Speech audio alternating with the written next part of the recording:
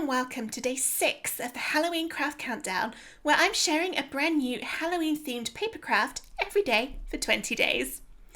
After the very long video yesterday for the 3D candelabra, I thought we'd better go a little bit simpler today. So we've got another layered cardstock design.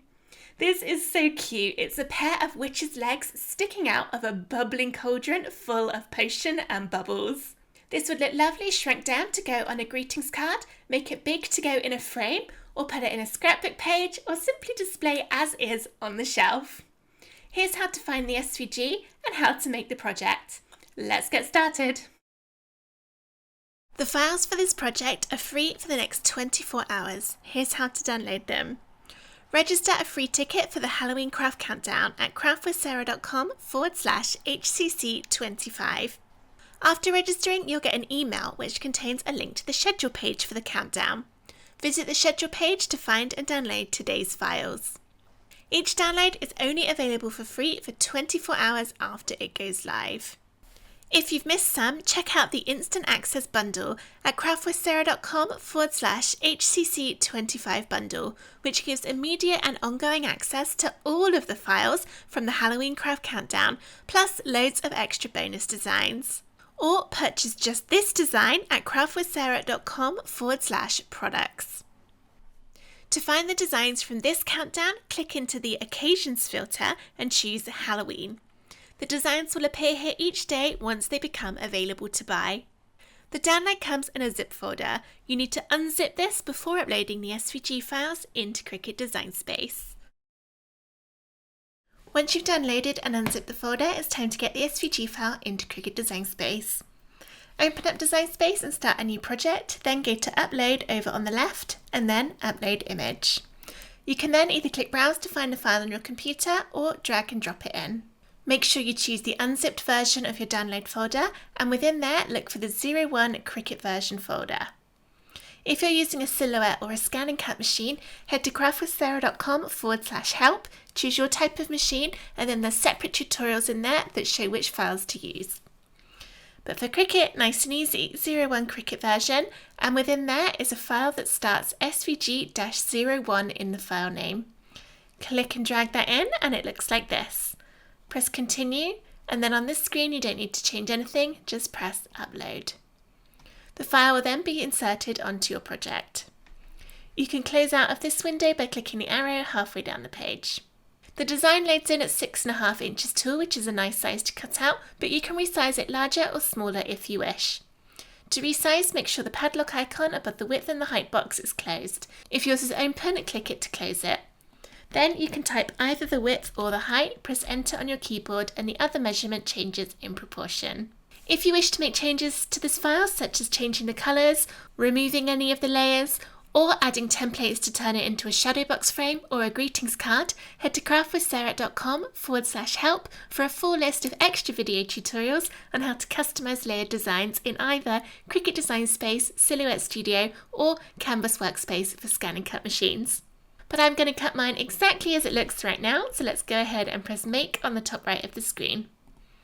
This separates out all the colours. You can change the paper size in the drop down here, and then if you're working on one that's got several different pieces, for example this one, you can move the bits around to take up less space on your cardstock. Just make sure that nothing overlaps, otherwise it won't cut out properly. When you're happy with how all of your pages are looking, press continue to connect to your Cricut, and then follow the on-screen instructions to get everything cut from cardstock. Here are all of the pieces of my design cut out, and I've layered them one on top of the other following the assembly guide that's included in the download folder. This is a good idea to do before you start sticking, just to make sure that you're happy with all the colours and that you haven't lost any of the little pieces along the way. We'll be sticking this together with a combination of glue and foam squares.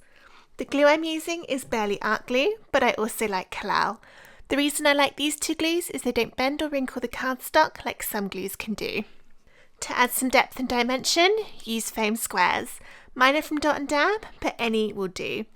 Now these ones, I did accidentally buy the wrong ones. These ones are 3mm thick, and the ones that I normally buy are only 2mm thick, so these ones are taller.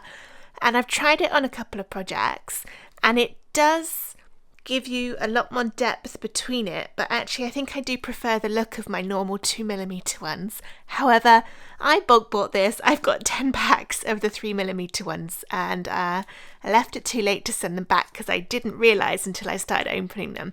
So I'm going to use them because I'm not going to let 10 packs of foam squares go to waste.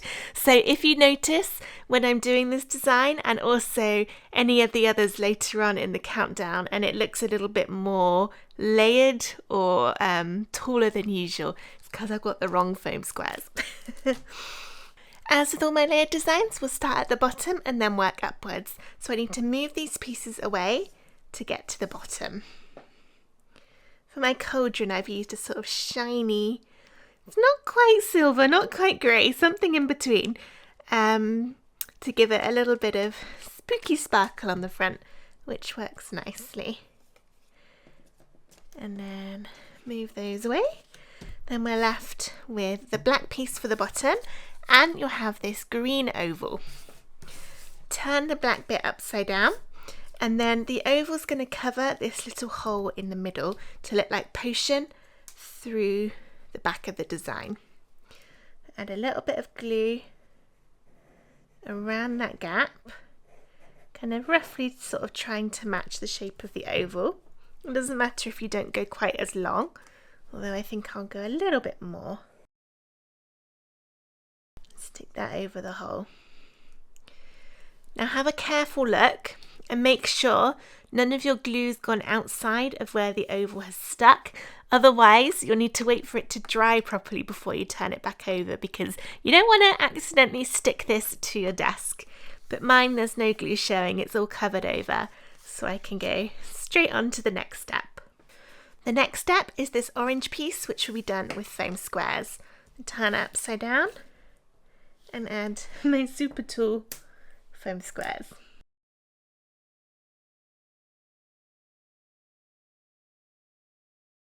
So at this point, I've got my foam squares in the legs and the feet, and also around the edge of the shape of the cauldron. I also need to add some into this middle bit here. It's important that, especially on big bits of card, you add a good amount of foam squares across the whole of the bit of cardstock, not just around the edge. Otherwise, you'll find that your card might dip downwards, especially with these extra tall foam squares, under the weight of both itself and all the other layers that are going on top, which means it won't be nice and flat and level, and you won't get as good a 3D appearance. So I'm going to add a few of these randomly placed across all of that empty space, to make sure everything stays level. Like that. And now I can peel the tops off to reveal all the stickiness underneath.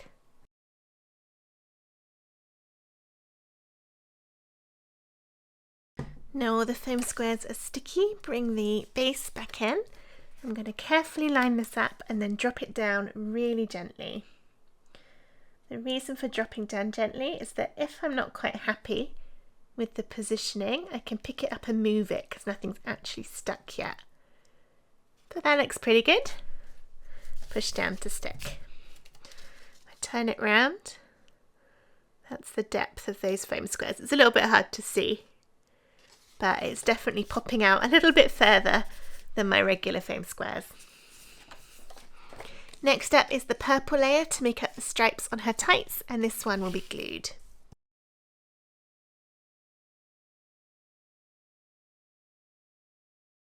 Goes right on top of the orange, like that.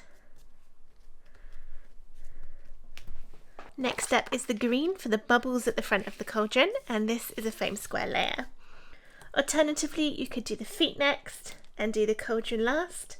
It's up to you, it doesn't matter which way around you stick them together.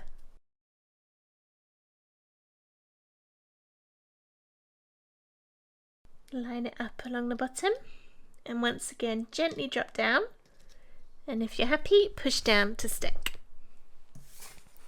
Next up is the black piece of the cauldron with the little moon cut out. This one will be glued.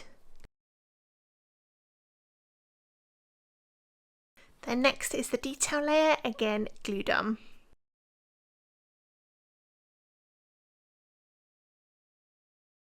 push down really gently so that you don't smush the glue out from these thin areas so that it will then become visible on your project. Mine's come out a little tiny bit there. Just use my finger to get rid of it. But the glue does dry clear anyway. And then finally for the front is this bit to be the rim, which I'll do with my foam squares. This is where I think it might end up looking a bit too tall with these particular foam squares, but we'll see. What height of foam squares do you usually use? Let me know in the comments. Maybe you prefer these thicker ones. It might just be that I'm not used to them, which is why I think it looks a little bit odd. Maybe by the time I've got to the end of the 10 packs, then go back to my normal 2mm ones. Those ones will look strange and I'll be thinking it doesn't look like it's deep enough anymore. Okay, there's the rim, and now I can work on the feet. Both of the boots will be stuck on with foam squares.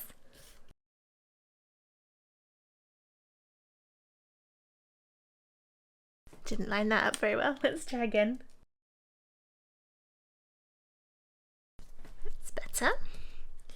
Really annoyingly, I just picked that up awkwardly and creased my green. It's now got a little fold crease in it. I don't think it will notice too much.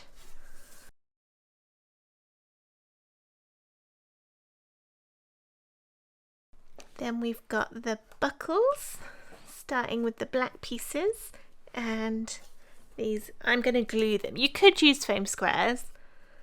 I think that would look weird for me with my tool ones though. So I'm going to glue them. And then the little gold buckles glued on top. If you've cut your witch a fair bit smaller than mine, then these pieces might be quite teeny tiny. You could cut them from gold vinyl perhaps, adhesive vinyl, instead of card, and then you wouldn't have to glue them. You could just use them like stickers and put them on. That's all those pieces stuck together, so now my bubbling cauldron with witch legs sticking out the top is all finished. And there's a little look at the depth. It's so hard to show this on camera, but it's looking really lovely. I like my few little bits of sparkle on there, and it's definitely got the Halloween vibe. I hope that you enjoyed this project for day 6 of the Halloween Craft Countdown 2025. If you did, please give the video a thumbs up and subscribe to my YouTube channel for loads more Cricut crafts and papercraft fun. I hope to see you tomorrow for day 7 of the Halloween Craft Countdown, but for now, thank you so much for watching. Bye!